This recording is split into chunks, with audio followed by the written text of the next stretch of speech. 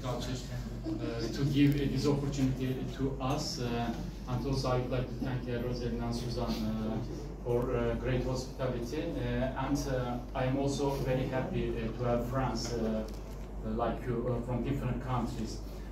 I will focus on the national agricultural and rural development policies in Turkey. And if we look at Turkey, we see more than 100 years of experience in agriculture and rural development policies. Turkish Republic was established in 1923, and then we have implemented many agricultural reforms and rural development policies. So we are a very rich country regarding agricultural policies in the world. The content of my presentation, I will start with some basic statistics for those who have no idea about Turkish agriculture. Secondly, I will focus on the main policies of Turkish agriculture and rural development, and following the main challenges and countermeasures taken by Turkish government will be shared with you. And lastly, I will stress on the points which are possible opportunities with Turkey and in your country or China. And this shows that the agricultural share of GDP in Turkey. As you see, when we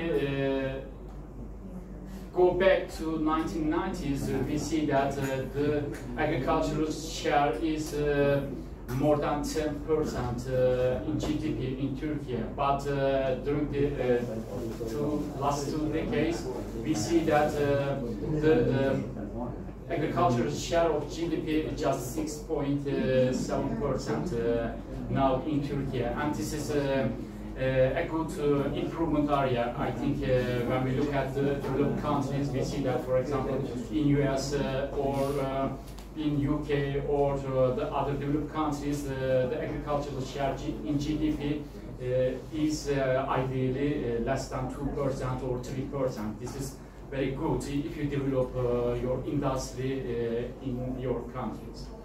And the second slide, I'd like to share agricultural land and forest area.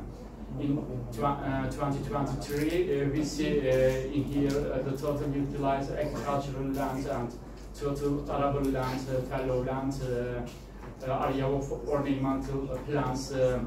And as you see, Turkey is a very rich country. We have very different climatic conditions in different regions, and we can grow every kind of products in Turkey.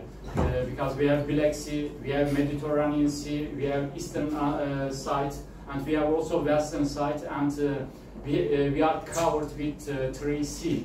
And it is a very strategic geography if you look at the world map.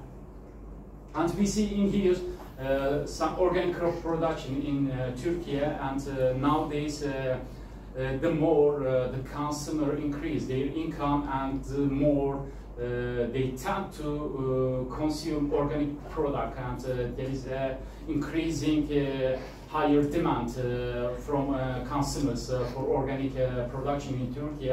That's why the policies are going that way in Turkey. This is the total greenhouse vegetable and fruit production. We are very competitive in the world in fruit and vegetable sector, and more than 50% of the fruit and vegetables are exported to European Union, the developed countries. And when we look at the Mediterranean basin, we see that Spain, Italy, Turkey, but Turkey is very competitive in especially vegetable and fruit production. This shows actually the yield of cereals. We see there is an increasing amount of yield in cereals in Turkey, because we improve our yields, and also we improve institutional capacity in farming sector. That's why we increase sharply during the years. But this is not sufficient, of course. When we compare Turkey with Italy, with Spain, we see that there are some rooms to improve in this area to be best in this field. Here we see the export-import and rate of export-import of Turkey in wheat, flour and products, 3,000 metric tons. And we see here the rate of export-import in Turkey increase during the years. When we come to 2024, we see for 90–40% rate of export-import for cereals in Turkey. Of course, there are some major crops produced in Turkey. As I mentioned before, we are very competitive in grains, fruits, vegetables, olive and olive oil, cotton, tea, tobacco, nuts, sugar beets, and these are the major agricultural products in Turkey. This shows actually food security index, and this is clearly explaining the role of Turkey in the world. We see in here, for example, affordability, availability, quality and safety, sustainability and adaptation. We are very good at quality and safety of agricultural products, but we have some rooms in agricultural affordability. After the COVID pandemic, the food inflation sharply rise in Turkey as much as the other countries, and that's why the affordability is still needed to be improved in Turkey. People need to access the nutritious food rather than normal food. Okay. And these are the statistics related with that. The main policies regarding producer support estimate relative to gross funds received and share of potentially most distorting transfer in aggregated gross producer transfer. As you know, we are a member of World Trade Organization and we are a member of OECD, and all the support given by government are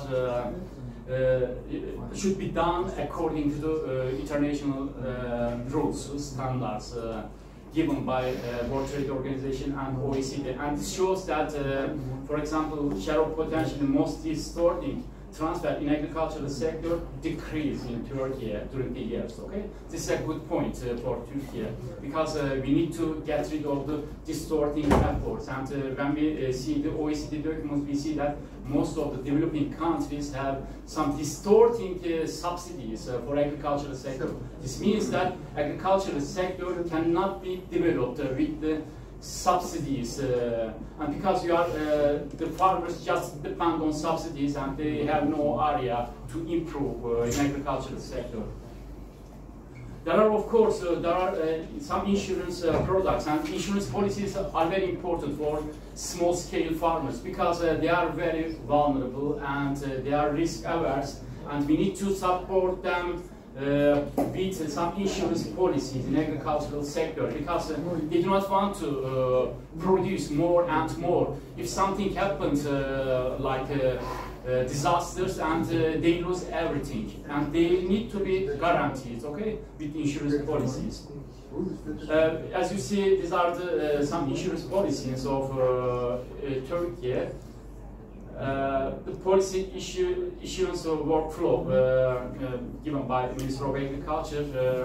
There are farmers, there are agencies, and there are some insurance companies under the Minister of Agriculture, and the farmers are supported by insurance policies in Turkey. And this is the number of agricultural cooperatives in Turkey. As you see, we have more than 11,000 agricultural cooperatives in Turkey, and number of partners more than 3 million. This is a huge number of figures, but this does not reflect a good or bad thing. The most important thing, the efficiency in agricultural cooperatives. If you have no efficient agricultural cooperatives, you are losing. And it doesn't important to be a member of agricultural cooperatives or not.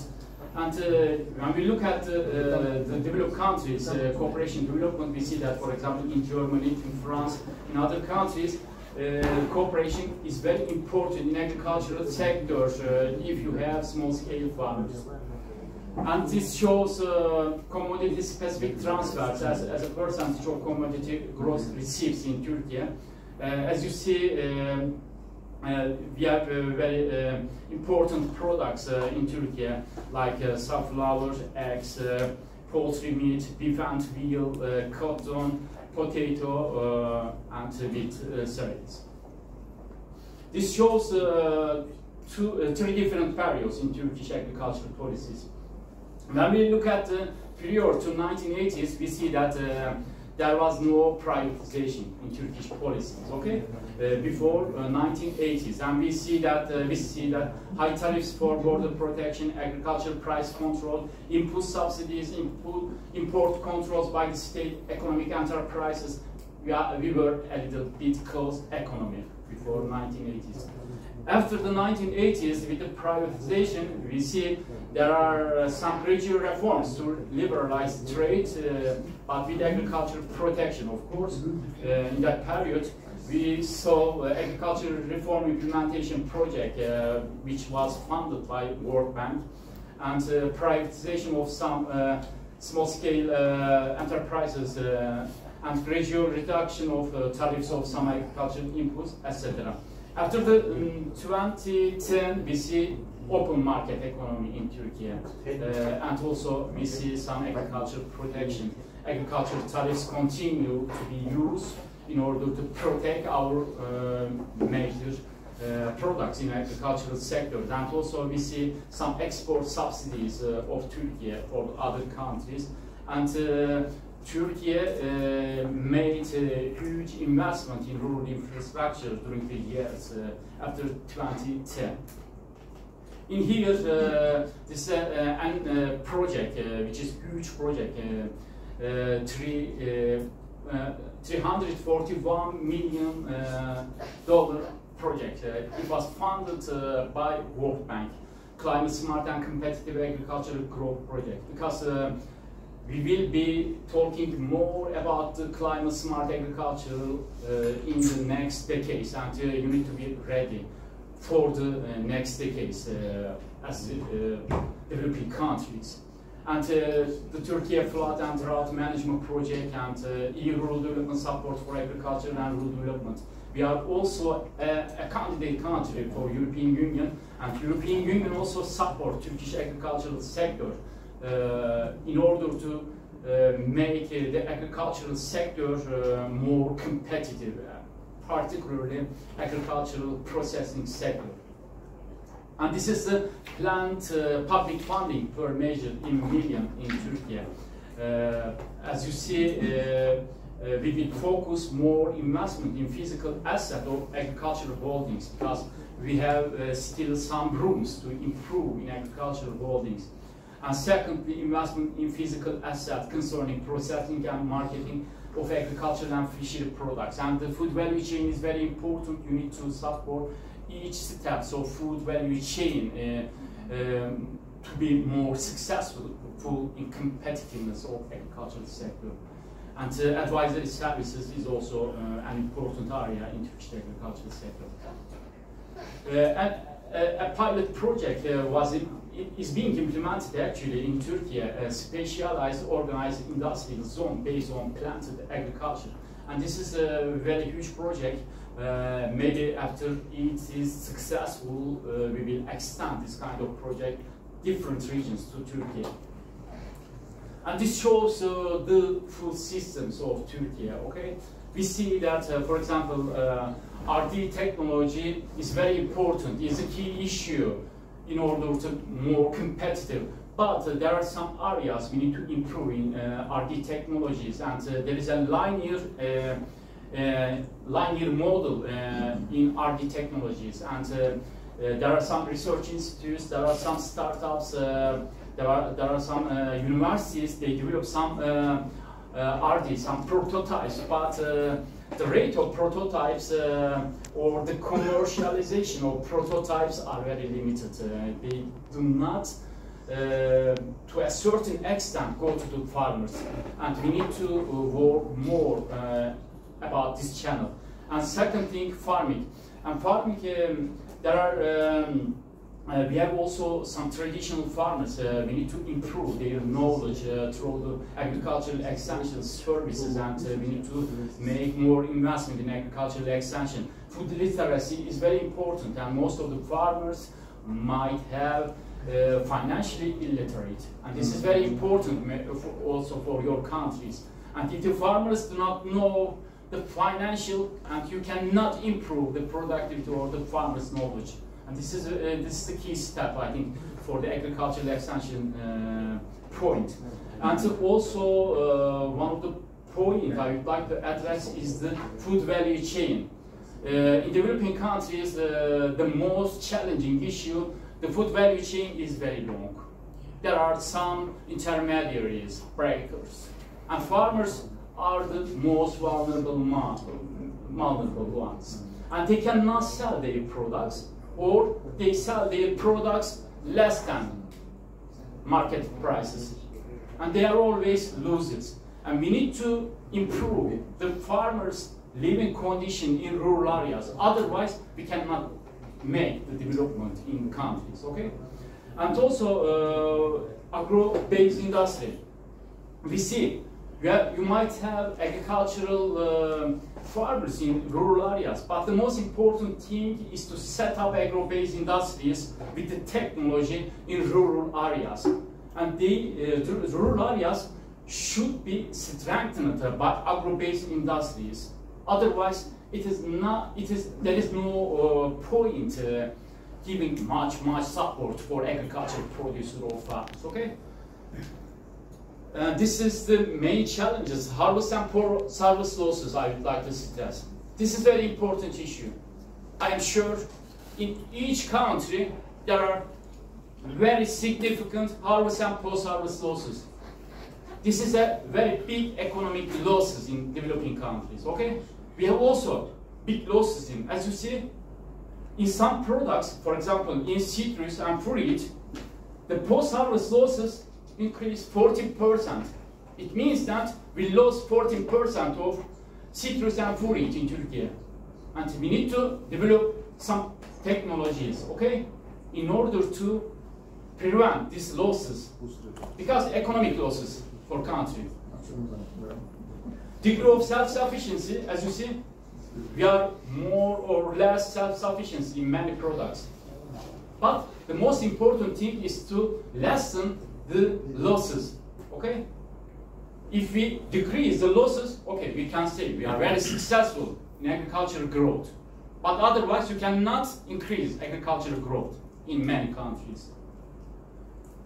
This shows agricultural IPAI and annual rates of change by main groups. As you see, agricultural input prices, fertilizer, soils, fertilizer, and agricultural intellectual property is increased in Turkey, okay, in different groups. This shows chemical fertilizer use. When we look at the world, we see that in 1940s, Green Revolution was succeeded in many developed countries. But in other developing countries, we didn't see any success in Green Revolution. And nowadays, developed countries try to go back to back policies, but they are very self-sufficient, you know. But you have no luxury to go back, or you have no luxury to produce organic agriculture 100%, because you cannot feed your population, okay? You need to use chemical fertilizers in agricultural sectors in order to increase the productivity, in order to feed your population. The number of tractor and combine harvesters in Turkey. As you see, it is very good figure when we look at the figure. But the most important thing, how efficiently you use tractors in agricultural sector. If you look at the labor productivity If you look at the land productivity, we cannot see developing countries in here. For example, in labor productivity, USA is the #1. In land productivity, Japan is #1. But the other developing countries, we are still have large number of agricultural laborers, and sometimes if you farmers have some budget, you can make some investment for tractor. But for example, in Turkey, you see, it is increased significantly. But this does not mean it's a good thing. And when we look at the statistic in comparison with China, for example, in Turkey, every farmer more or less has one tractor. And in China, 100 farmer has one tractor. It is very important to practice agriculture in a cooperative way, in a union. Okay? Otherwise, you are losing time efficiency, labor efficiency in agricultural sector.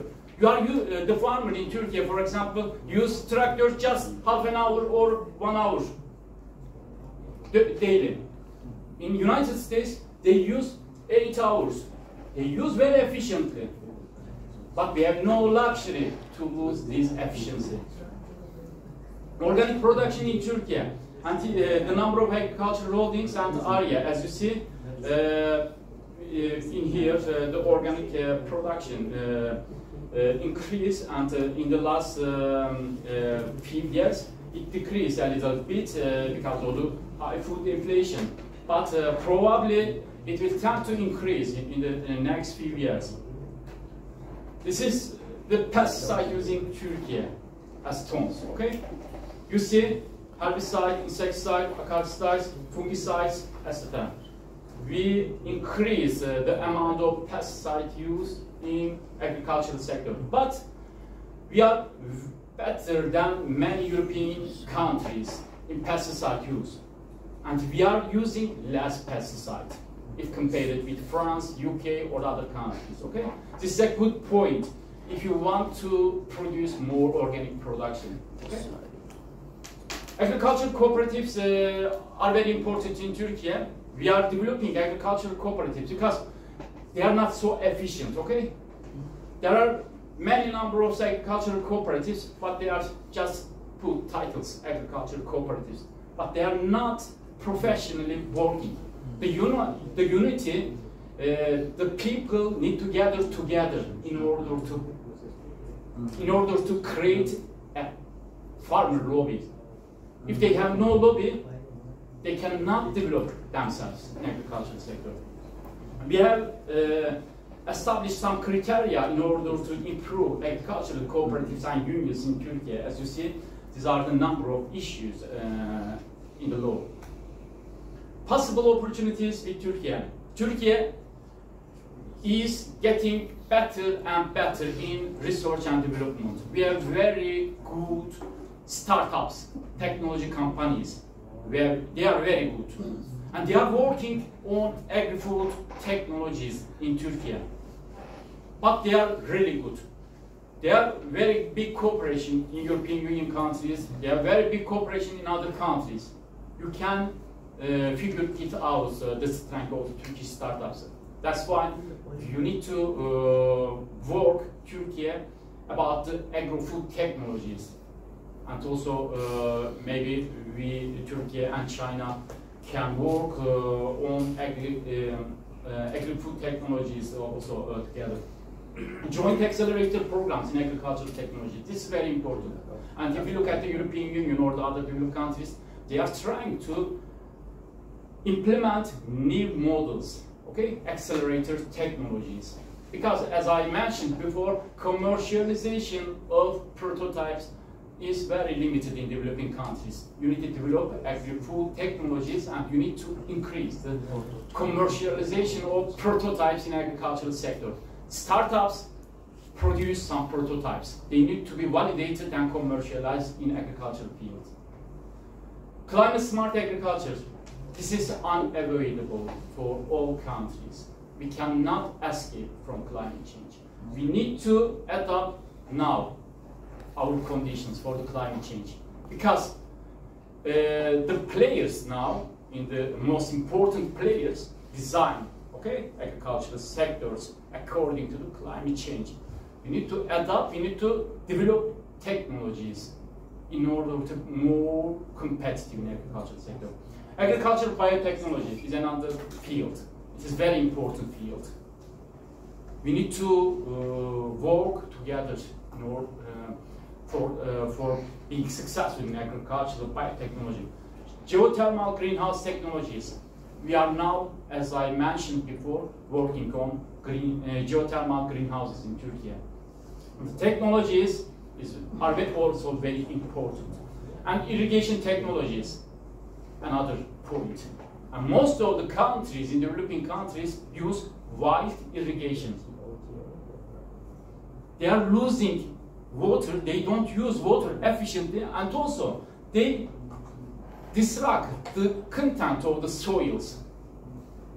And you cannot improve your yield unless you improve your water efficiency. And the last but not least, precise agricultural technologies, etc.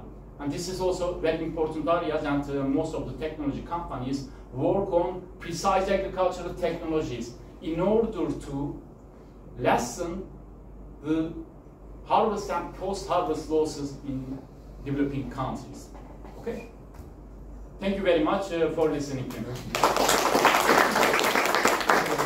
If you have any question, please raise your hand. Microphone, please. Maybe the others.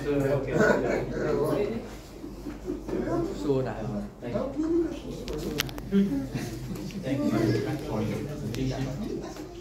Generally, how to control post-harvest in crops, especially weeds. In this sector, actually, we have some losses in Turkey.